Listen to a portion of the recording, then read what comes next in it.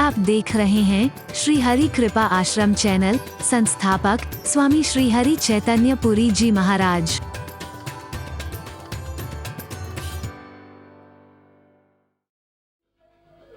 किसी का जीवन तक जाने की नौबत है, ऐसे में अपनी शांति के लिए ध्यान लगा रहा है, पूजा कर रहा है, धिक्कार है। ऐसे कोई बेचारा परेशान है, अशांत है, अतृप्त है, शरण में आया है, संत की शरण में आया है, गुरु की शरण में आया है, लेकिन गुरु उसके दुख को इसलिए नहीं सुन रहा क्योंकि उसकी पूजा का समय हो गया है। हरि बोल। नियम पालन करना हरि चैतन्य ही सिखाता है, लेकिन साथ ही अपवाह स्वरूप इतना भी कहूं कि इससे बढ़कर के नियम कोई और जीवन में मत बनाइएगा कि अपना जीवन संवारते हुए आप किसी का जीवन संवार सकें, किसी का दुख दर्द दूर कर सकें, आप किसी को जीवन में आगे बढ़ने की प्रेरणा के प्रति आश्वस्त कर सकें। आप शायद कठोर तप करने वाले से भी कहीं ज्यादा आप अर्जित कर लेंगे बिना कठोर तप किए हुए। श्री राम वही कर रहे हैं। चाहते तो पहले यहां पर स्नान करते, तब गंगा जी को पार करते ना। हरि बोल। श्री राम जब भी गंगा जी पर गए, पहले दर्श किया है, स्पर्श किया है, मज्जन किया है, पान किया है। आप पूर्व में भी सुन चुके हैं। यहां पर जब इतना समय हो चुका है,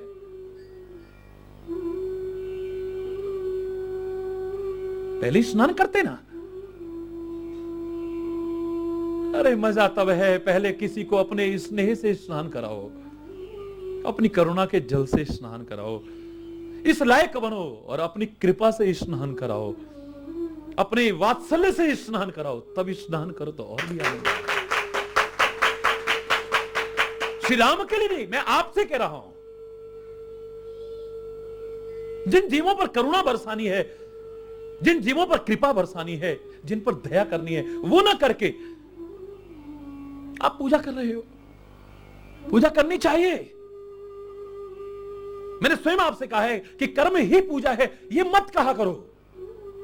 कर्म भी पूजा बन सकता है अगर आप विचार पूर्वक करो, विवेक पूर्वक करो, ज्ञान और भक्ति का समन्वय स्थापित करो। तुम्हारा हर कर्म पूजा बन सकता है, लेकिन हर कर्म पूजा नहीं है। जिस कर्म के साथ विचार नहीं, विवेक नहीं, वो कर्म पूजा कैसे बन सकता है? चाहे जो कर्म, चाहे जैसे किया हुआ कर्म, पूजा करके पश्चाताप नहीं होता है। लेकिन अगर तुम विचार करके कर्म जिसे तुम पूजा कर रहे हो न करोगे तो क्या कहते हो? बिना विचारे जो करे सो पाछे पछताए। तुमने किया है, कर्म किया है, तो पूजा होनी चाहिए, और पूजा के बाद पश्चाताप, गिलानी। इसका तात्पर्य यह कर्म तुम्हारा पूजा की श्रेणी में नहीं आता है। विचार पूर्वक नहीं किया है तुमने, पश्चाताप का सामना करना पड़ रहा है, आत्मग्लानि का सामना करना पड़ रहा है, शर्मिंदा होना पड़ रहा है तुम्हें कई बार। बस यही राज समझ लो तो मेरे शायद तो जो पूजा तुम लाख कोशिश करके उसकी कृपा हासिल न करो, सहज में प्राप्त कर लोगे। मैं नहीं कह रहा कि आप आरती करते हो गलत करते हो, बहुत अच्छा करते हो आप, लेकिन कभी तुमने कामना की? कामये दुख तप्ता नाम प्राणी नाम आरती नाशनम। ए परमात्मा, मेरे ही दुख नहीं, मैं आरती कर रहा हूं आपकी, आरती उतार रहा हूं आपकी, लेकिन तुमसे बदले में क्या मांग रहा हूं? कामये दुख तप्ता नाम। संसार के लोग बहुत दुखी हैं। प्राणी नाम आरती नाशनम। इन प्राणियों के दुखी, अतृप्त, अशांत, संतप्त प्राणियों के दुख दूर हो जाए, इतनी मेरे पर कृपा कर दीजिए प्रभु। पूजा कर रहे हैं आप, लेकिन अपने कर्म को तुमने पूजा बनाया या नहीं बनाया है? वरना लोग यही कहेंगे, पूजा तो बहुत करता है, पर देखो, यही सीखते हो। वैसे तो बड़े भगत बनते हो, और ये जब तुम कुछ गलत करोगे तुम्हें यह सुनने को मिल सकता है। और मैं तो कह रहा हूं कि जब अंतरात्मा से विचार करोगे, तुम्हें लोग क्या धिक्कारेंगे, तुम्हारी आत्मा तुम्हें धिक्कारने लग जाएगी। भक्ति के क्षेत्र पर बढ़ गए, ज्ञान के मार्ग पर बढ़कर के, अध्यात्म और धर्म के मार्ग पर बढ़कर के, फिर भी अगर तुमने अपने कर्म को, हर कर्म को पूजा कहलाने लायक नहीं बनाया है तो अधूरापन है अभी तुम्हारा। शिवलिंग पर जल चढ़ाते हो, मेरा कोई विरोध नहीं है, बट चढ़ाओ ना, मैं भी चढ़ाता हूं। इतना अभिषेक करते हो, इतना महाअभिषेक करते हो, कितने विधि विधान से भी कई बार करते हो, और फिर कहते हो कि प्रभु प्रसन्न नहीं हुए हैं, हमारे पर कृपा क्यों नहीं कर रहे हैं। वो करने के साथ साथ एक बार किसी दुखी पर करुणा का जल भी थोड़ा बरसाना नहीं ना आंखों से। एक बार पूजा करते करते करते करते, अभिषेक करते करते आंखों से प्यार के 2 अश्रु तो बहाना, तुम्हारा महाअभिषेक स्वतः ही न हो जाए, चल गई है। सामने शिवलिंग न भी होगा तो चलेगा, सामने कोई विग्रह न भी होगा तो चलेगा। किसी दुखी को देख करके अगर आपकी आंखों से 2 आंसू टपके हैं, इन आंखों से, मेरी संस्कृति तो कंकर कंकर को शंकर मानती है, सर्वत्र परमात्मा के दर्शन का सुंदर भाव देती है। पृथ्वी के जिस कोने पर भी आपके उस दुखी को देख करके करुणा के 2 आंसू बहे होंगे या प्रभु के प्यार में 2 आंसू बहे होंगे, वहीं पर शंकर का महाअभिषेक न हो जाता है। गंगा से नहीं, गंगा से भी कोई महानगर हो तो उससे भी स्नान हो जाएगा। शायद इसीलिए गंगा के किनारे होते हुए भी श्री राम पहले स्नान नहीं कर रहे हैं। ये जो उपेक्षित वर्ग है, ये जो पीड़ित वर्ग है, ये जो ठुकराया व तिरस्कृत वर्ग है, पहले इनको सौभाग्य प्रदान करना है। इनके अंदर एक ऐसा भाव जाग कि हम तुच्छ नहीं है, हम हीन नहीं है, हम भी जीवन में कुछ कर सकते हैं, उसकी कृपा से, अभिमान से नहीं। परमात्मा ने कृपा करके उनसे कुछ ऐसा कराया है कि मानव तो क्या, संपूर्ण सृष्टि तो क्या, बरस सुमन सुर सकल से हाई, एक देवता तो क्या, जितने देवता हैं आज नीच समझे जाने वाले, गंवार, अनपढ़ समझे जाने वाले, बहुत छोटा समझे जाने वाले, उस केवट पर पुष्प वृष्टि करते हुए उसके भाग्य की सराहना कर रहे हैं। ये सब करने के बाद में तब मज्जन करी, तब नहाओ। अरे बोलना, पहले किसी को अपने करुणा के जल से नहलाने की कोशिश करो, अपनत्व के जल से किसी को नहलाने की कोशिश करो, वात्सल्य के जल से किसी को नहलाने की कोशिश करो। तब ये तब शब्द बता रहा है कि अभी कुछ पहले करो, तब स्नान करो, तुम्हारे स्नान की सार्थकता होगी उसमें। तब रघुपर तब मज्जन करी, रघुकुल नाथा, पूजे पार्थिव नायो माथा। कुल आलम जिसके चरणों में झुकने को तैयार है, स्नान करके गंगा जी में, तब स्नान करके, पहले ये कार्य किया जो करना चाहिए, स्नान करके फिर पूजा कर रहे हैं, पार्थिव पूजा कर रहे हैं। वहां कोई शिवलिंग नहीं है, कोई विग्रह मौजूद नहीं है, कोई उपासना स्थल मौजूद नहीं है, लेकिन अगर तुम्हारी श्रद्धा है, तुम जहां बैठ जाओ उसका स्मरण प्यार से करते हुए वो स्थल ही उपासना स्थल बन जाएगा। इसमें तो नहीं, वो स्थल पवित्र बन जाएगा। शंकर तो कितना भोला भाला है, हाँ भोला भी है भाला भी है। अरे हाँ, भक्तों के लिए बहुत भोला है, लेकिन दुष्टों के लिए भाला भी है वो। अरे बोलना, भोला भाला है वो, लेकिन भोले भाले भाव में बड़ा प्यारा भाव आता है। उसे आप कंकर रख के कर लो, गोल मटोल शिवलिंग बना करके रख लो, चाहे इसी प्रकार से कहीं पर भी। और हमारे यहां तो मुद्राओं में यहां तक कहते हैं कि कुछ भी आपके पास उपस्थित नहीं है, मिट्टी भी नहीं है मौजूद।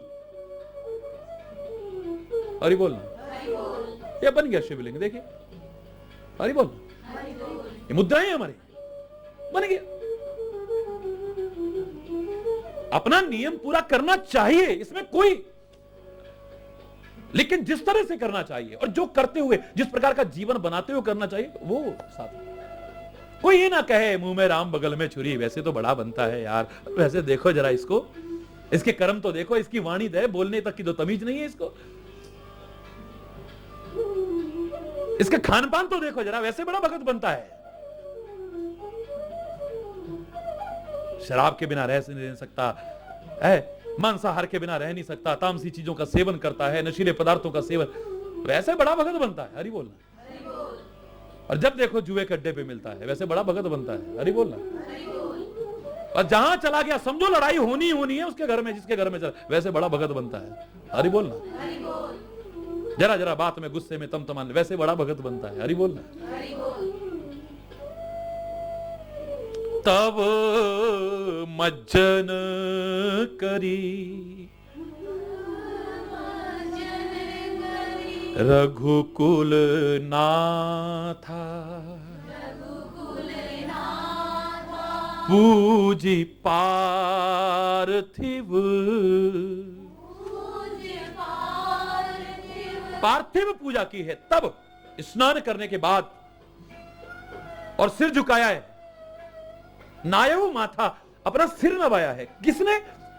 जिसके आगे कुल आलम झुकने को तैयार है। हरि बोल। ये महानता की निशानी है। बड़प्पन के काम तुम करो लेकिन अपने आप को बड़ा समझो, और किसी को अपने सामने कुछ समझो ना, तुम महान नहीं हो सकते हो। मर्यादा पुरुषोत्तम श्री राम अपने आचरण के द्वारा यह सिखाने की कोशिश कर रहे हैं। लोग शंका करते हैं, शंकर राम की पूजा करते हैं, राम शंकर की पूजा करते हैं, शंकर राम का नाम लेते हैं, राम शंकर का नाम लेते हैं, तो क्या इनकी आपस की मिली भगत तो नहीं, सांठगांठ तो नहीं है?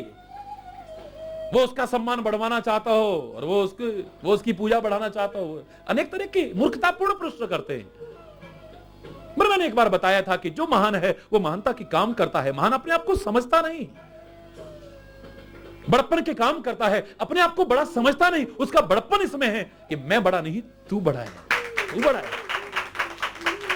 शंकर भी महान है, राम भी महान है, इसलिए वो उनका सम्मान करते हैं, वो उनका सम्मान करते हैं। ये महानता का प्रतीक है।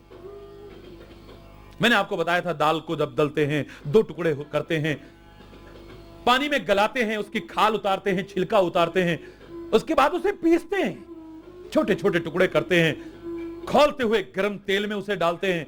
इतने पर सबर नहीं आता, बीच में छेद भी करते हैं।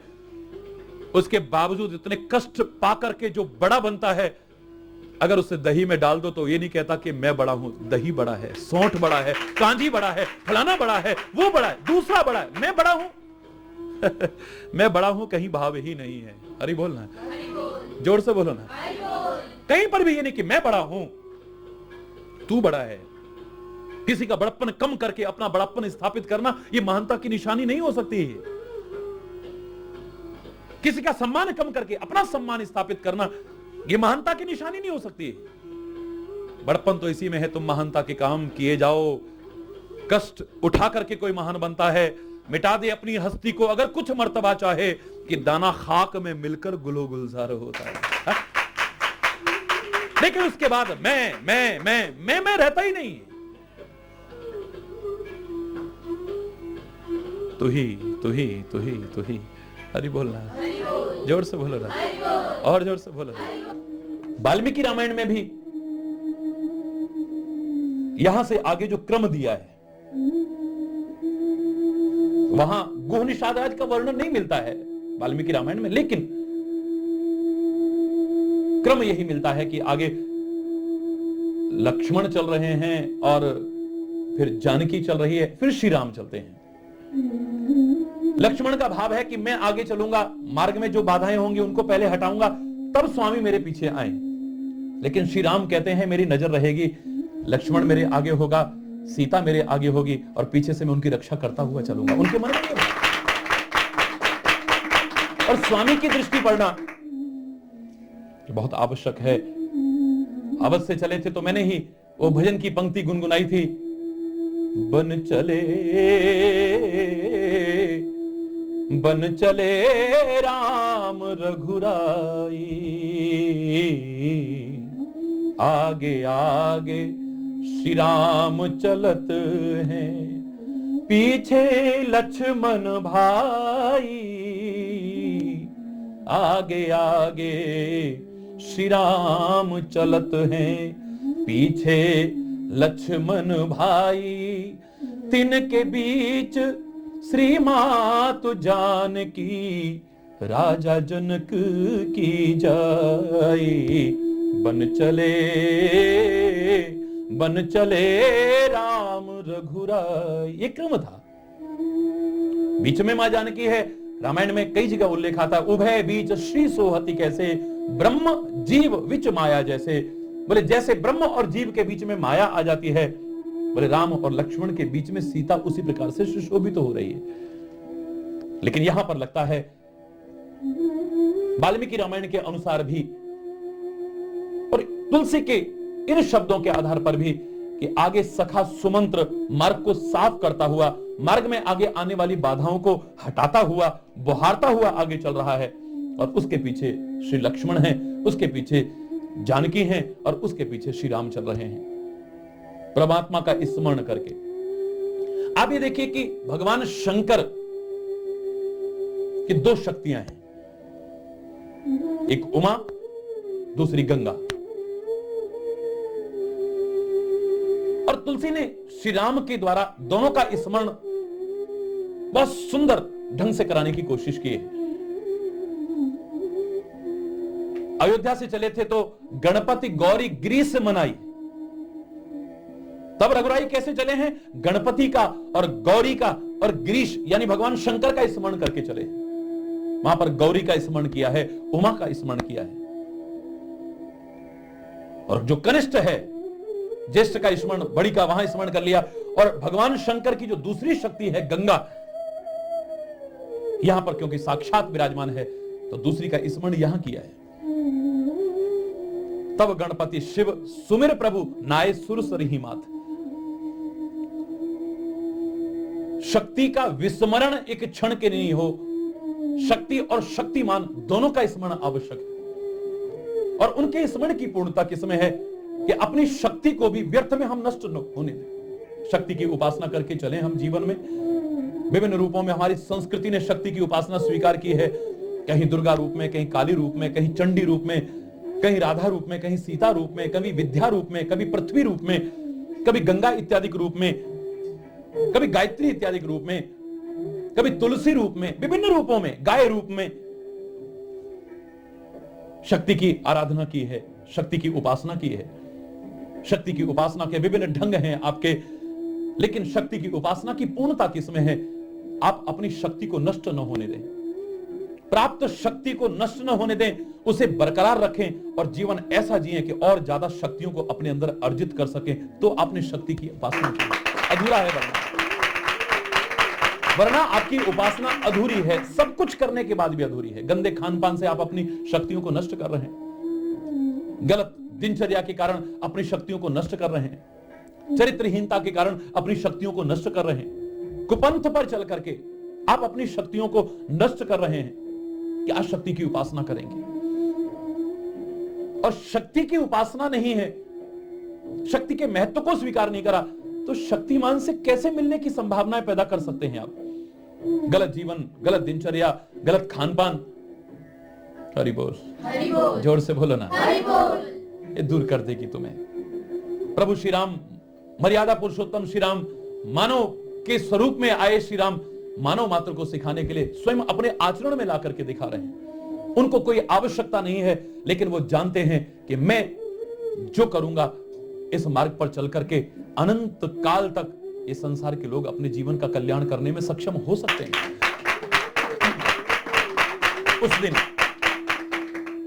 उस दिन वृक्ष के नीचे ही निवास किया है। हरि बोल। आज तापस के वेश में, मुनि के वेश में, संत के वेश में व्यक्ति समयानुकूल अपने आप को ढालने की कोशिश न करे और किन्हीं परिस्थितियों और वातावरण का ही विशेष गुलाम बन करके रह जाए, कितनी बड़ी शर्म की बात है। मेरे परमात्मा स्वयं उस वेश में आकर के आपको मर्यादा सिखा रहे हैं। एसी के बिना हम नहीं रह सकते हैं, ये कोई घर है जहां पर हम रहेंगे। तो मुझे लगता है फिर जो खाली अमीरों तक और सुख सुविधाओं और साधनों तक रह गया है, मुझे तो लगता है श्री राम इस वेश में आकर के सिखा रहे हैं कि वो संत महापुरुष और सदगुरु होने लायक ही नहीं हो सकता। लगता है आपको बुरा लगे,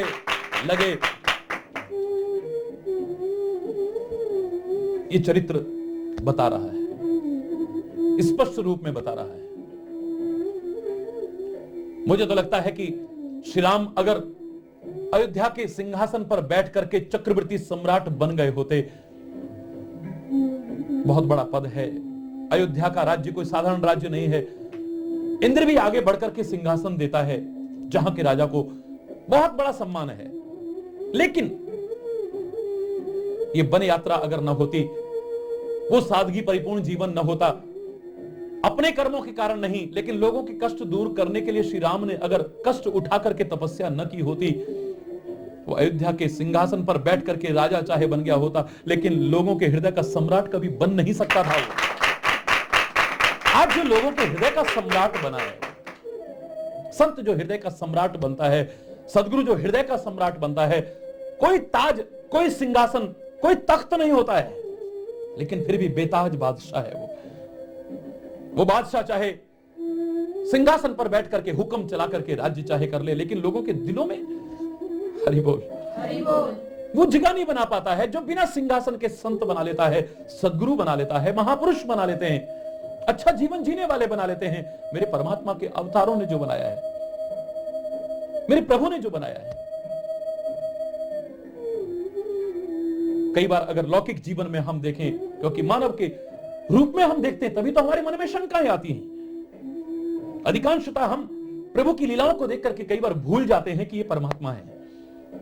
वरना लोग शंका करते, बाली को छुपके क्यों मार दिया, गर्भवती सीता जंगलों में भटकने को काहे को छोड़ दी। हरि बोल। गर्भवती सीता, एक शत्रु भी ऐसी स्थिति में नारी को अपने घर से बाहर नहीं निकालेगा, लेकिन जंगलों में भटकने को छोड़ दिया, वो भी एक धोबी के कहने मात्र पर। शंभू का वध कर दिया, जो तपस्या के मात्र इसलिए कि शूद्र है। विभिन्न प्रकार की तुम शंकाएं जो करते हो, इसलिए करते हो क्योंकि तुम भूल जाते हो कि वो परमात्मा। इतना कुशल अभिनेता है वो, इतना कुशल अभिनेता है, परमात्मा होते हुए मानव का अभिनय कर रहा है। तो मानव के अभिनय में इतना खो जाते हैं कि अच्छों की बुद्धि भ्रमित हो जाए, उसे मात्र मानव ही मानने लग जाते हैं। अगर मानव के रूप में आप स्वीकार कर रहे हो तो उस धरातल पर सोचिए कितने कष्ट उठाए होंगे उसने, और अपने कर्मों से नहीं, हम अपने कर्मों से कष्ट उठाते हैं। इस समाज को कैसे सुख मिल जाए, मानवता को कैसे सुख मिल जाए, पीड़ित समाज को कैसे सुख मिल जाए। 14 वर्ष तक इतना कष्ट उठाना, हरि बोल। मैं तो कल्पना करके ही दिल भर आता है। जिन्होंने उस रूप में श्री राम को देखा होगा, मैं जानता हूं। आज मैंने एक बार कहा था कि प्यार की कोई परिभाषा नहीं दे सकता है संसार में। मैंने मूर्खता की तो खुद अपनी गलती को स्वीकार किया। 250 पन्ने रंगने के बाद भी मुझे लिखना पड़ा, लव हैज नो डेफिनेशन। प्यार की कोई परिभाषा नहीं है। इसे सीमित दायरे में बांधने की सामर्थ्य दुनिया में न किसी की थी, न आज है, और मैं दावे से कह रहा हूं कभी पैदा भी नहीं हो पाएगी। प्रेम की अभिव्यक्ति के विभिन्न ढंग बता सकते हैं, प्रेम की अभिव्यक्ति के विभिन्न ढंग बता सकते हैं, प्रेम के लक्षण बता सकते हैं, प्रेम की विशेषताएं बता सकते हैं। ये समर्पण का नाम बल प्रेम है, बलिदान का नाम प्रेम। कुछ पाने की चाह नहीं है, जिससे हम प्यार कर रहे हैं उसे सुख मिल जाए, बदले में चाहे सारा सुख मुझे, दुख उनके सुख और मेरे भी सुख उन्हें मिल जाए, बदले में चाहे सारा दुख मुझे मिल जाए। उसके सुख में ही मेरा सुख है, उसके दुख में मेरा दुख है। चाहे वो प्यार किसी से भी क्यों ना हो, वतन आजाद हो जाए, बदले में चाहे काले पानी की सजा हो जाए, कोड़े पड़ जाए, यातना दी जाए, फांसी की सजा हो जाए, मेरे को या जिनको मेरा कहते हैं उनको कितना भी सताया जाए, मुझे कोई परवाह नहीं है। यह है प्यार, परमात्मा के प्रति प्यार है, संतों गुरुओं के प्रति प्यार। वहां पर भाव है कि मुझे चाहे सारा कष्ट मिल जाए, लेकिन जिससे मैं प्यार करता हूं उससे सुख मिल जाए। उसके सारे दुख भी अगर मुझ पर आ जाएं, सांसारिक में संबंधों में आपको प्यार का भ्रम सा होता है, तो भी आप देखते हैं जहां थोड़ा ज्यादा लगाव होने लगता है, ममत्व बुद्धि आती है, आप बलैयां लेते हैं। उसकी बलैयां मतलब उसकी बलाएं भी आप नहीं ले सकते, ना आ जाती हैं आपके पास, लेकिन बलैयां लेने का तात्पर्य उसकी बलाएं भी मेरे ऊपर आ जाए, उसके कष्ट भी मेरे ऊपर आ जाए। आरती उतारने का भाव भी यही था। आरती माने कष्ट, इसकी आरती उतर जाए, इसके कष्ट उतर जाए, क्योंकि हम इससे प्यार करते हैं। और यहां पर आध्यात्मिक क्षेत्र में जब प्यार की चरम सीमा आगे बढ़ती है, तो हम खाली आरती उतारते नहीं हैं, आरती लेते भी हैं। इसके कष्ट भी मुझ पर आ जाए, इसकी आरती भी मुझ पर आ जाए।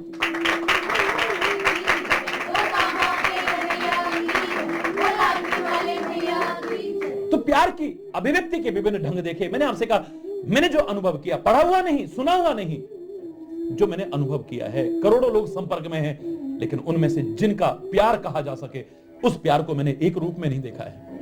जिसे सच्चे अर्थों में प्यार कहा जा सके, उसे विभिन्न रूपों में देखा है मैंने। एक बहुत चिपकता है, लोगों ने उसका नाम ही फेविकॉल का जोड़ बना दिया है, और भी कोई और तगड़ा जोड़ होता हो तो शायद हरि बोल। ये तो बस आगे आगे आगे आगे चिपकने, एक दूर बैठा आनंद लेता है। महाराज जी को कष्ट ना हो, महाराज जी को परेशानी ना हो।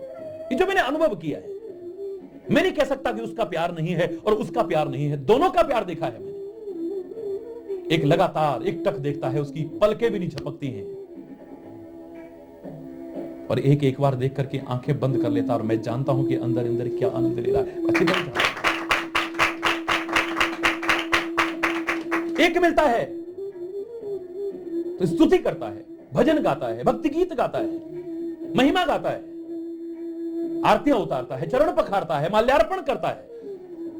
और एक मिलता है तो लड़ने झगड़ने लग जाता है। ये मत सोचिए कि उसका प्यार ज्यादा है और उसका प्यार, मैं उनकी बात कर रहा हूं जिनमें दोनों का प्यार हो सकता है।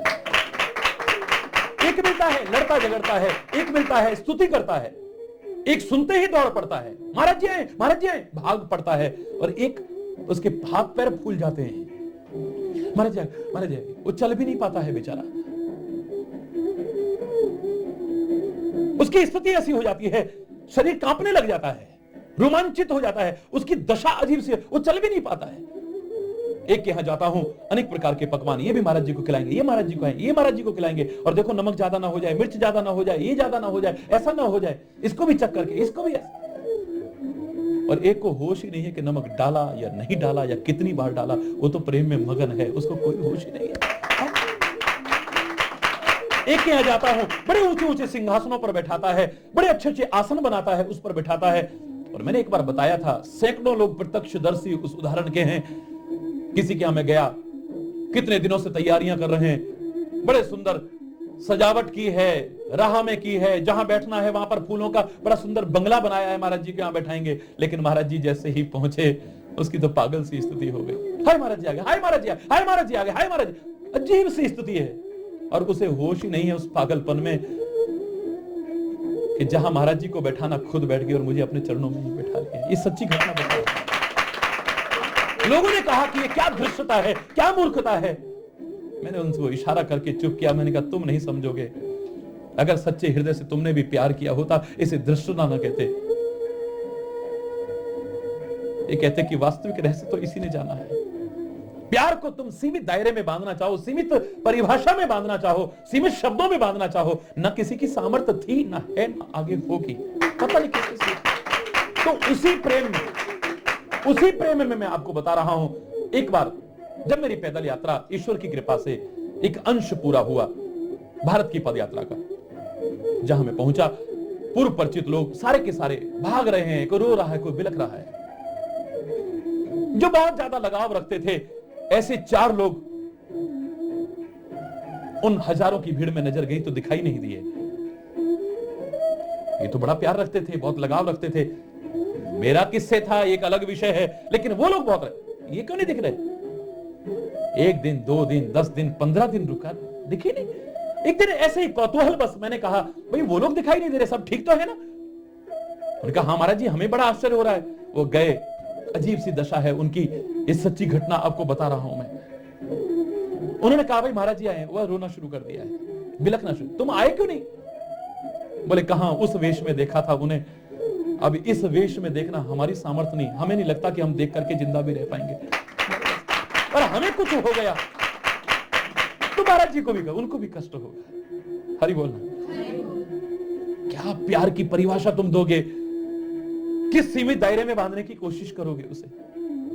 श्री राम के साथ भी वही है। जिन्होंने देखा है इस वन यात्रा में, तो कोई रो पड़ता है श्री राम को इस दशा में देख करके, जो चक्रवर्ती सम्राट के पुत्र, कहां उनका तिलक होने वाला है, कहां सिंहासन पर, राज्य सिंहासन पर बैठने वाले हैं, इतने ऐश्वर्य में रहने वाले, आज पत्तों के ऊपर, आज वृक्ष के नीचे रो पड़ते हैं, बिलख पड़ते हैं। और उसी व्याकुलता में कई बार दशरथ को दोष देने लगते हैं, कौशल्या को दोष देने लगते हैं, कैकेयी को दोष देने लगते हैं, गुरु वशिष्ठ नहीं समझा पाए उनको दोष देने लगते हैं, अवध वासियों ने कैसे इनको छोड़ दिया निकलने के लिए, इनको अपने प्यार की जंजीर में बांध क्यों नहीं लिया, उनको दोष देने लगते हैं, कभी किसी को दोष देने लगते हैं। लेकिन कई ऐसे भी थे, वो बोले अगर ऐसा न होता, धन्य हो महाराजा दशरथ, धन्य हो कैकेयी, धन्य हो गुरु वशिष्ठ, धन्य हो अवधवासियों, अगर तुमने इन्हें न छोड़ा होता, आज हमें इनके दर्शन कहां हो पाते, कहां से हो पाते। ये अगर यहां पर ना आते तो हम इनके दर्शन का सौभाग्य कैसे प्राप्त कर पाते। अपने अपने भाव हैं, अपना अपना चिंतन है, लेकिन आप विचार कीजिए कितने कष्ट उठाए, कोई अपने कर्मों के कारण नहीं। मुझे तो लगता है श्री राम के चरित्र को जन जन के सामने इतने सुंदर और दिव्य रूप में प्रस्तुत करने का श्रेय अयोध्या की लीलाओं को नहीं जाता है, इन वन की लीलाओं को ही जाता है। जहां कष्ट उठाए हैं, जहां जन जन के लिए कष्ट उठाए हैं श्री राम ने, जन जन के लिए इतनी, हरि बोल, ज्यादा नहीं कहता, दिल भरा रहा है। इसलिए शायद रामचरित्र की जब बात आती है, मुझसे अगर कोई कहे कि कम से कम शब्दों में रामचरित्र को अगर आप गायन करें तो कौन सी लीलाओं का गायन करेंगे, तो मैंने कहा पहले से ही लोग बोलते हैं एक श्लोकी रामायण, एक श्लोक में सारी रामायण आ जाती है। आदौ राम तपो वनादि गमनम, इसमें कोई बाल लीलाएं नहीं है, अयोध्या की वो माधुर्य और वात्सल्य परिपूर्ण लीलाएं नहीं है। यहां पर रामायण का जो महान दिव्यता शुरू हो रही है, आदौ राम तपो वनादि गमनम, जो वन में तप पाने के लिए, वन में लोगों के लिए कष्ट उठाने के लिए श्री राम गए हैं। राम का चरित्र उजागर होता है तो यहीं से शुरू होता है। मुझे लग रहा है कि रामचरित्र एक एक पल विशेष महत्व रखता है। लेकिन अब हम वन यात्रा की ओर आगे प्रस्थान कर रहे हैं। श्री राम की इस वन यात्रा के साथ विशेष रामचरित्र का निखार तो यहीं से शुरू हो रहा है।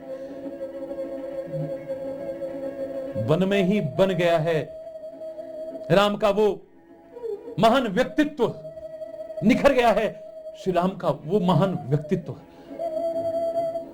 आज वो चक्रवर्ती सम्राट का पुत्र पहले दिन निवास कर रहा है। ते ही दिन भयऊ विटप तरुवासु, ते ही दिन भयऊ विटप तरवासु। उस दिन वृक्ष के नीचे ही निवास किया है लखन सखा, सब कीन सुपासु। लक्ष्मण ने और सखा गुह निषाद राज ने सारी सुविधा वहां पर कर दी। और क्या सुविधा, जिसे तुम सुविधा मानते हो वो सुविधा नहीं। वहां पर कोई पलंग नहीं आ गया है, वहां पर कोई सुंदर कक्ष नहीं बन गया है, सुंदर सुंदर बिछौने नहीं आ गए हैं, सुगंधित द्रव्य नहीं छिड़के गए हैं, कोई सुंदर सुंदर पकवान नहीं बन गए हैं। हरि बोल। जिसे तुम सुविधा मानते हो वो सुविधा नहीं है। सुविधा जिसे तुम समझते हो वो सुविधा नहीं है। हरि बोल। जोर से बोलो ना, हरि बोल, हरि बोल, हरि बोल। मुझे लगता है कि श्री राम के लिए गलत नहीं कहा है। ये ब्रह्म है, ये भी मानव लीला है लेकिन ब्रह्म है। और ब्रह्म की पहचान मैं तो इतनी ही कह सकता हूं कि आत्मा में और परमात्मा में कोई भेद नहीं, यह हरि चैतन्य भी कहता है। लेकिन फिर भी भेद न होते हुए भी भेद स्पष्ट नजर आता है। जीव में और परमात्मा में क्या भेद है? अगर हरि चैतन्य से कोई प्रश्न पूछे तो हरि चैतन्य यही कहेगा कि कोई भेद नहीं है, लेकिन फिर भी भेद है। अभिमान में मत आ जाना, ये तुमको समझाने के लिए कहा है कि किसी भी जीव को दुख न पहुंचाओ, क्योंकि ये भी सब परमात्मा के स्वरूप हैं। ये भाव लाने के लिए कहा गया है कि आत्मा है सो परमात्मा है। किसी की भी आत्मा को दुख पहुंचाओगे तो परमात्मा को खुश नहीं कर पाओगे, उस परमात्मा को ही दुख पहुंचेगा। ये इसलिए कहा गया है। वरना अगर आप देखें, भेद न होते हुए भी कितना बड़ा भेद है। परमात्मा एक है और आत्मा, परमात्मा एक है और आत्मा अनेक है। जीव अनेक एक श्रीकंता, वो परमात्मा एक है और जीव यानी आत्माएं अनेक आत्माएं हैं।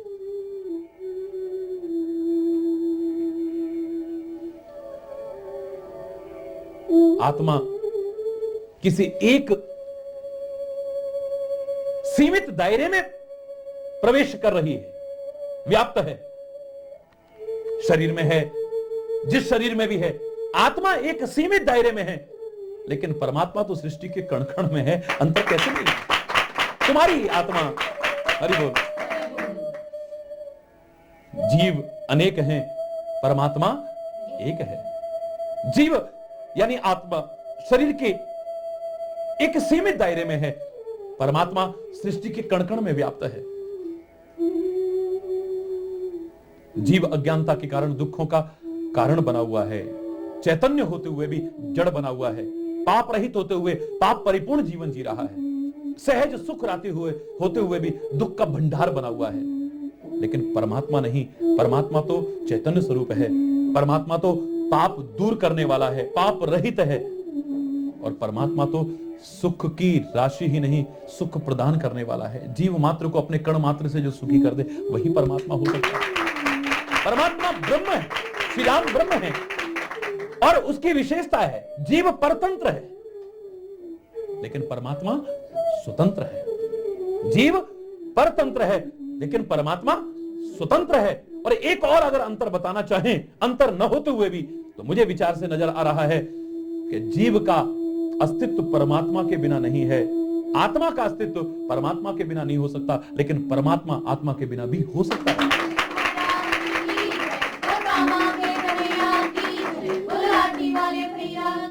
समुद्र का अस्तित्व समुद्र की लहरों के बिना हो सकता है, लेकिन लहरों का अस्तित्व कोई एग्जिस्टेंस नहीं है, उसकी सेल्फ एग्जिस्टेंस नहीं है, आश्रित है पूरी तरह से। तो परमात्मा को स्वतंत्र कहा गया है यहां पर स्पष्ट दृष्टिकोण। और ऐसा स्वतंत्र परमात्मा भी, ऐसा पराधीन नहीं, स्वाधीन परमात्मा भी अगर अधीन होता है तो प्यार के अधीन होता है, भक्ति के अधीन होता है, भक्तों के अधीन हो जाता है। अहम भक्तः पराधीन, श्री कृष्ण कहते हैं अर्जुन, मैं स्वाधीन हूं लेकिन फिर भी भक्तों के अधीन हो जाता हूं, भक्तों के वश में हो जाता हूं, जिसके वश में सारी सृष्टि है। लेकिन यहां पर उनका स्वतंत्रता का रूप नजर आ रहा है। मैंने कहा था अभी पीछे जब 26 जनवरी का दिन था, तो मैंने इतना ही कहा था, मेरे प्यारे बच्चों, वो आजादी तो हमें मिली, कितने कष्ट सहे लोगों ने, तब जाकर के ये आजादी मिली है। और इसलिए प्रार्थना करता हूं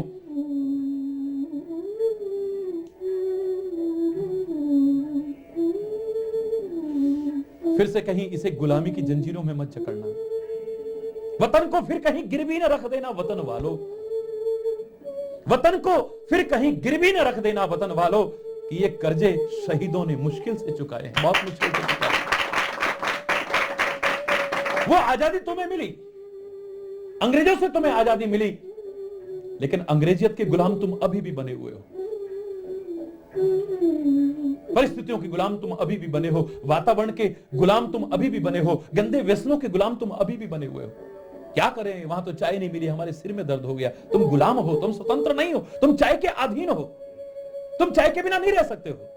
वहां पर तो एसी भी नहीं था, बड़ा बुरा हाल हो गया, तुम गुलाम हो अभी। मैं तो दावे से कह रहा हूं, वो गुलामी से मुक्ति तुम्हें मिल चुकी है, आजादी मिल चुकी है, लेकिन और गुलामियों में जिनमें तुम जकड़े हो, उनसे भी तुम्हें स्वतंत्र विचार पूर्वक प्रभु की कृपा से होना पड़ेगा, वरना लेकिन मेरे श्री राम न परिस्थितियों के गुलाम हैं, न वातावरण विशेष के गुलाम हैं, न किन्हीं आदतों के गुलाम हैं, न किन्हीं व्यसनों के गुलाम हैं। ऐसा परमात्मा अगर गुलाम भी हुआ है तो मैं दावे से कह रहा हूं वो भक्तों के अधीन हो जाता है बस। वरना इतने सुख साम्राज्य में रहने वाला वृक्ष के नीचे, पत्तों के और कुशा के आसन पर लेटे, और वो भी चेहरे पर मुस्कुराहट लिए हुए। ये परमात्मा ही हो सकते हैं। समाज का हित चाहने वाले वो संत महापुरुष और हमारे सद्गुरु ही हो सकते हैं, वरना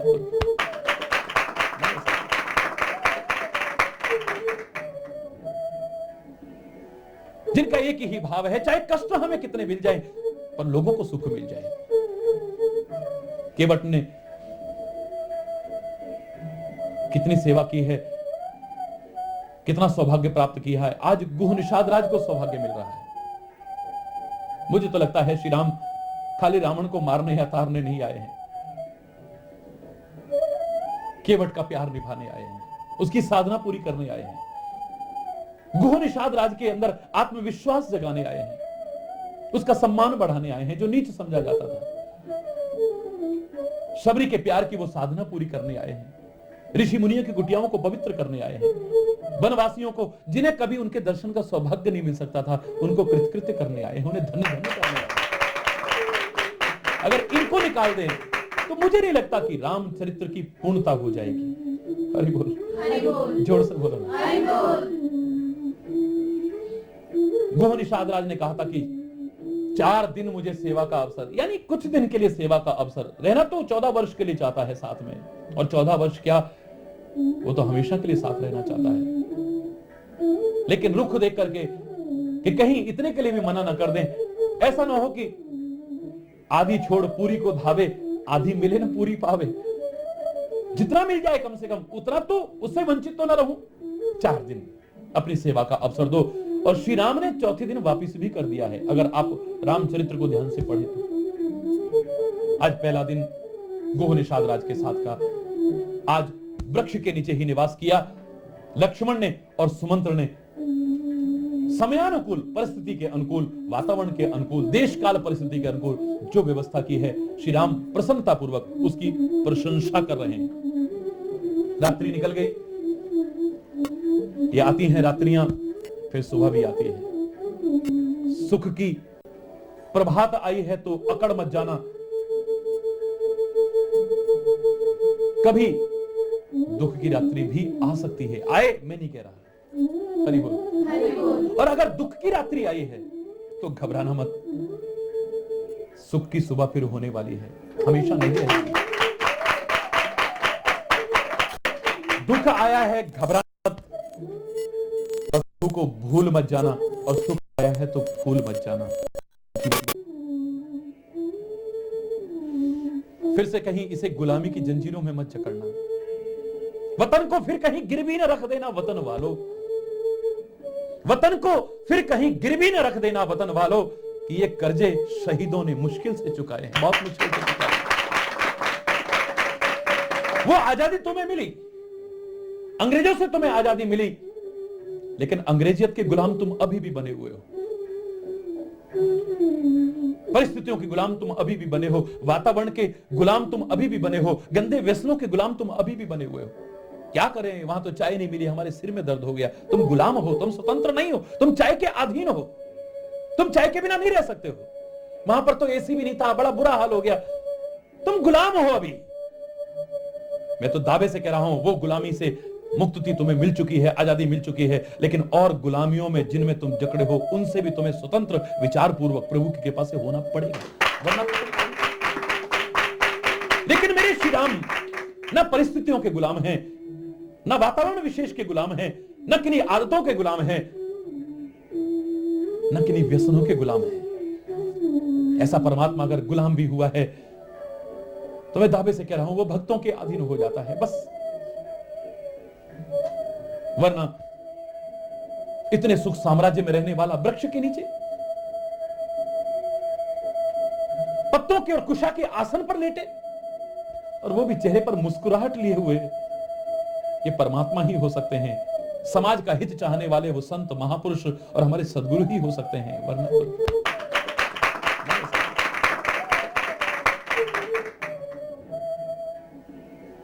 जिनका एक ही भाव है, चाहे कष्ट हमें कितने मिल जाए पर लोगों को सुख मिल जाए। केवट ने कितनी सेवा की है, कितना सौभाग्य प्राप्त किया है। आज गुह निषाद राज को सौभाग्य मिल रहा है। मुझे तो लगता है श्री राम खाली रावण को मारने या तारने नहीं आए हैं, केवट का प्यार निभाने आए हैं, उसकी साधना पूरी करने आए हैं, गुह निषाद राज के अंदर आत्मविश्वास जगाने आए हैं, उसका सम्मान बढ़ाने आए हैं जो नीच समझा जाता था। शबरी के प्यार की वो साधना पूरी करने आए हैं, ऋषि मुनियों की कुटियाओं को पवित्र करने आए हैं, वनवासियों को जिन्हें कभी उनके दर्शन का सौभाग्य नहीं मिल सकता था उनको कृतकृत्य करने आए हैं, उन्हें धन्य धन्य करने आए हैं। अगर इनको निकाल दें तो मुझे नहीं लगता कि रामचरित्र की पूर्णता हो जाएगी। हरि बोल, जोर से बोलो। गुह निषाद राज ने कहा था कि 4 दिन मुझे सेवा का अवसर, यानी कुछ दिन के लिए सेवा का अवसर, रहना तो 14 वर्ष के लिए चाहता है साथ में, और 14 वर्ष क्या, वो तो हमेशा के लिए साथ रहना चाहता है। लेकिन रुख देख करके कि कहीं इतने के लिए भी मना न कर दें, ऐसा ना हो कि आधी छोड़ पूरी को धावे, आधी मिले न पूरी पावे। जितना मिल जाए कम से कम उतना तो, उससे वंचित तो ना रहूं। 4 दिन अपनी सेवा का अवसर दो। और श्री राम ने चौथे दिन वापिस भी कर दिया है, अगर आप रामचरित्र को ध्यान से पढ़ें तो। आज पहला दिन गुह निषाद राज के साथ का, आज वृक्ष के नीचे ही निवास किया। लक्ष्मण ने और सुमंत्र ने समयानुकूल, परिस्थिति के अनुकूल, वातावरण के अनुकूल, देश काल परिस्थिति के अनुकूल जो व्यवस्था की है, श्री राम प्रसन्नता पूर्वक उसकी प्रशंसा कर रहे हैं। रात्रि निकल गई, ये आती हैं रात्रियां, फिर सुबह भी आती है। सुख की प्रभात आई है तो अकड़ मत जाना, कभी दुख की रात्रि भी आ सकती है। आए मैं नहीं कह रहा, हरि बोल। और अगर दुख की रात्रि आई है तो घबराना मत, सुख की सुबह फिर होने वाली है, हमेशा नहीं रहेगी। दुख आया है, घबराना मत, और प्रभु को भूल मत जाना, और सुख आया है तो भूल मत जाना। जीवन में आनंद ही आनंद है। सुख में भूलो नहीं, दुख में भूलो नहीं, सोते जगते कभी नाम भूलो नहीं। नाम धन का खजाना बढ़ाते चलो, कृष्ण गोविंद गोपाल गाते चलो, कृष्ण गोविंद गोपाल गाते चलो। ये चलता रहेगा क्रम। ब्रह्मा की उभयात्मक सृष्टि में यह सुख भी है, दुख भी है, दिन भी है, रात भी है, हानि भी है, लाभ भी है, यश भी है, अपयश भी है, सुख भी है, दुख भी है, अनुकूलता भी है, प्रतिकूलता भी है, साधु भी हैं, असाधु भी हैं, अच्छे भी हैं, बुरे भी हैं। ये उभयात्मक सृष्टि है। सिक्के के दोनों पहलू की तरह यहां दोनों प्रकार की स्थितियां आपके सामने हैं। हरि बोल। रात्रि आई है, जैसी परिस्थिति में आई है, वृक्ष के नीचे निकाल ली है। प्रात प्रात कृत, प्रात प्रात कृत, करि रघुराई, करि रघु तीरथ राज, दीख प्रभु जाई, तीरथ राज, दीख प्रभु जाई, दीख प्रभु। तीर्थराज दिखाई दिया है। प्रातःकाल जो प्रातः की क्रियाएं थी वो सारी श्री राम ने की हैं, और जब आगे बढ़े हैं तो सामने प्रयागराज के दर्शन हुए हैं। प्रयागराज, हरि बोल, हरि हरि बोल। प्रयागराज आप इलाहाबाद में दर्शन करते हैं, जहां पर गंगा और यमुना का संगम होता है, दो पवित्र नदियों का संगम होता है, और अदृश्य रूप में सरस्वती का विराजमान होना वहां स्वीकार किया जाता है। गंगा, यमुना और सरस्वती यानी कर्म, भक्ति और ज्ञान का सुंदर समन्वय। मैं तो कह रहा हूं आप अपने जीवन में उतार लो तो तुम्हारा जीवन भी प्रयागराज बन सकता है। आप जहां बैठे हैं इलाहाबाद में विराजमान उस महान तीर्थ की अपार महिमा है, जिसका गायन करने की सामर्थ्य मेरी वाणी में नहीं, लेकिन जिस स्थान पर आप बैठ करके श्रवण कर रहे हैं, आप इसे तीर्थराज से कम करके आंकने की कोशिश मत कीजिएगा। तीर्थराज की महिमा यथा सामर्थ्य यथा बुद्धि गाने की कोशिश करूंगा, लेकिन जिस तीर्थराज का सेवन आप सत्संग रूपी तीर्थराज का सेवन कर रहे हैं, ये उससे कम नहीं। मुझे तो लगता है कि उस तीर्थराज को एक जगह स्थिर रहना पड़ता है और कहीं नहीं। वहां तो आप जाओगे तो लाभ ले सकते हो, लेकिन सत्संग रूपी तीर्थराज तो स्वयं चल चल करके सारी दुनिया को लाभ देंगे।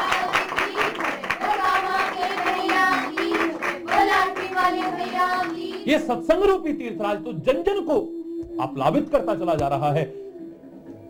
यहां तो ऐसा लगता है कि प्यासा कुएं के पास नहीं, कई बार कुआं प्यासे के पास जा जा करके उनकी प्यास बुझाने की कोशिश कर रहा है। वहां आप जाएंगे तो लाभ उठाएंगे, फिर स्नान किया, लाभ मिलेगा नहीं मिलेगा, मिलेगा तो कितना मिलेगा और कब मिलेगा कोई गारंटी नहीं। तीर्थ व्रत और दान करे मन में धरे गुमान, नानक निहिफल जात है जो कुंचर स्नान। जैसे तीर्थ व्रत दान इत्यादि कर लिया आपने और अहंकार आ गया, हमने ऐसा किया हमने ऐसा किया, तो जैसे हाथी का नहाया धोया बेकार हो जाता है, ऐसे अगर अहंकार तुम्हारे अंदर आ गया तो ये सारा किया कराया बेकार हो जाएगा। बड़प्पन के काम न करने के बावजूद, और इतना ही नहीं, स्वयं तो महानता की कार्य कर नहीं सकता। अगर किसी की महानता को देखता है तो ईर्ष्या करता है। ईर्ष्या करने तक ही सीमित नहीं, कई बार उसे बर्दाश्त नहीं होती है किसी की महानता, वो उसके नाम को मिटाने की कोशिश करता है। और इतिहास साक्षी है, कई बार नाम तो क्या वो उसी को मिटाने तक की घृणित कोशिश करने लगता है। लगता है कि सामने वाला व्यक्ति इतना बड़ा क्यों दिखाई दे रहा है। अगर तुमसे सचमुच किसी की महानता बर्दाश्त नहीं होती है, किसी का बड़प्पन बर्दाश्त नहीं होता है, तुम सचमुच उसे छोटा करके दिखाना चाहते हो, छोटा देखना चाहते हो, तो उसका तरीका इतना नीच और घृणित ही अपनाने की कोशिश क्यों करते हैं। याद होगा एक बार मैंने एक छोटा सा उदाहरण, लेकिन बड़ा महत्वपूर्ण उदाहरण बताया था कि स्लेट पेंसिल चला करती थी और अध्यापक ने कहा कि बच्चों एक लंबी सी रेखा खींचो। लंबी सी रेखा खींची सभी बच्चों ने। अध्यापक ने कहा कि बच्चों इसे छोटा करके दिखाओ। कितनी लंबी खींचो ऐसा नहीं कहा, कितनी छोटी करो ऐसा नहीं कहा, बस लंबी सी एक रेखा खींचो और उसे छोटा करके दिखाओ। तो आप अनुभव कर सकते हैं, यदि आप भी वहां होते तो अधिकांश लोगों की प्रवृत्ति यही दिखाई देती। अधिकांश बच्चों ने झट से थूक लिया, उसे मिटाने की कोशिश की। उन सैकड़ों बच्चों में से शायद ही कोई ऐसा रहा होगा जिसने उसे थूक लेकर के मिटाने की कोशिश नहीं की। उसे छोटा ही दिखाना है तो दूसरा तरीका भी हो सकता था कि उसके सामने उससे भी एक लंबी रेखा खींच दो तो वो अपने आप ही छोटी हो जाती है। किसी को छोटा दिखाने के दो तरीके हो सकते हैं, एक तो आप उसे मिटा करके छोटा कर सकते हैं, एक आप उससे भी ज्यादा महानता के कार्य करिए, वो आपके सामने स्वतः ही छोटा हो जाएगा। आज व्यक्ति अपना बड़प्पन सिद्ध करने के लिए, किसी को छोटा दिखाने के लिए अपना सारा श्रम, अपनी सारी शक्ति, अपने सारे साधन तक झोंकने में संकोच नहीं करता है, लोगों के जीवन से खिलवाड़ तक करने में संकोच नहीं करता है। आप विभिन्न क्षेत्रों में आप देखेंगे कि ज्यादा से ज्यादा हम अपना बड़प्पन सिद्ध कर सकें, उसके लिए भीड़ एकत्रित करेंगे, रैलियों में, कार्यक्रमों में, और उसके लिए हम सारा श्रम झोंक देंगे, सारे साधन झोंक देंगे, सारी शक्ति को झोंक देंगे। यहां तक भी सीमित था तो कोई बात नहीं,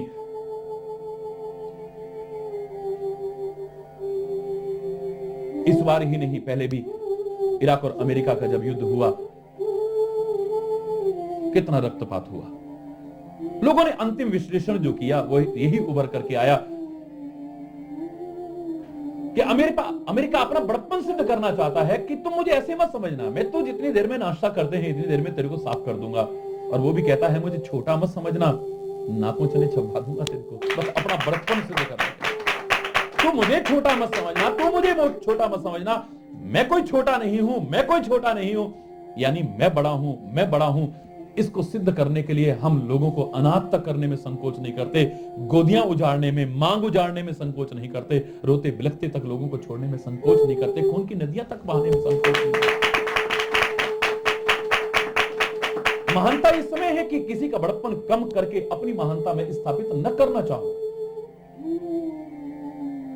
हनुमान को वरदान मिल चुका है, ब्रह्मास्त्र माना कि अचूक है, अमोघ है, लेकिन विभिन्न वरदानों के साथ ब्रह्मा जी ने भी वरदान दिया था कि ब्रह्मास्त्र का प्रभाव क्षणिक के अलावा तुम्हारे ऊपर नहीं पड़ेगा।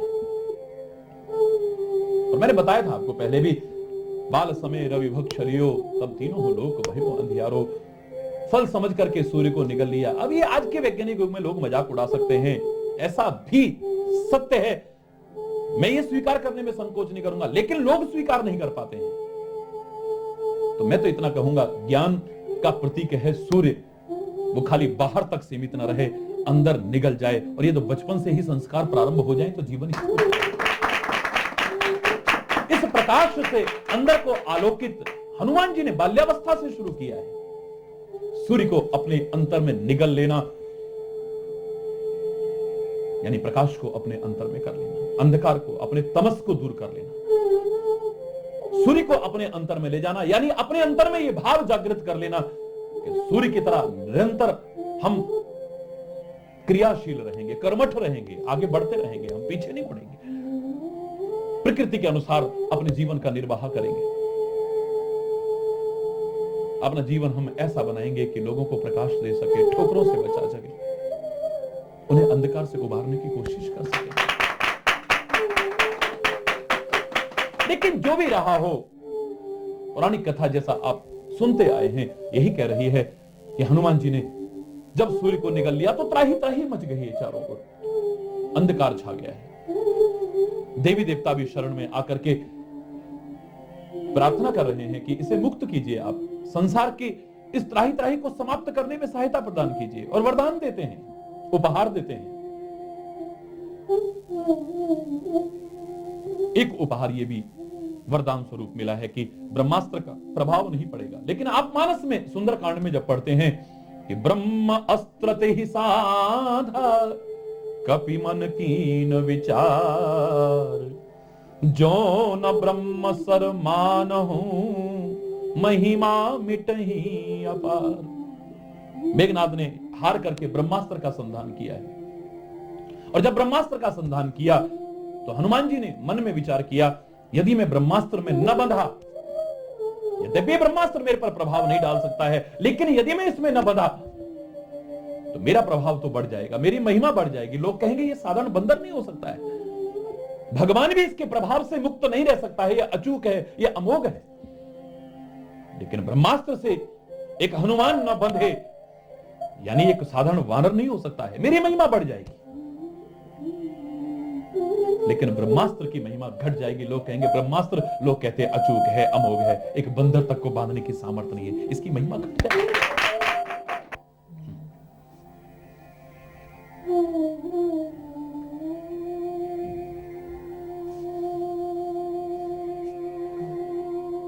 और किसी की महिमा को कम करके अपनी महिमा स्थापित करना, यह हरगिज भी महानता की निशानी नहीं हो सकती है।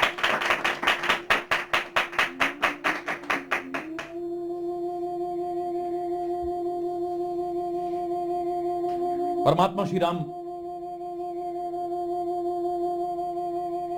अपनी उसी महानता का परिचय दे रहे हैं, भगवान शंकर का सम्मान करके, उनकी पूजा करके, विघ्न निवारण के लिए पूजा करते हैं, हमें सिखाने के लिए। अपनी नैमित्तिक दिनचर्या में सम्मिलित हो चुका है, इसलिए अपनी दिनचर्या के कारण भी पूजा कर सकते हैं, या फिर रावण का वध करना है, और भगवान शंकर रावण के इष्ट हैं।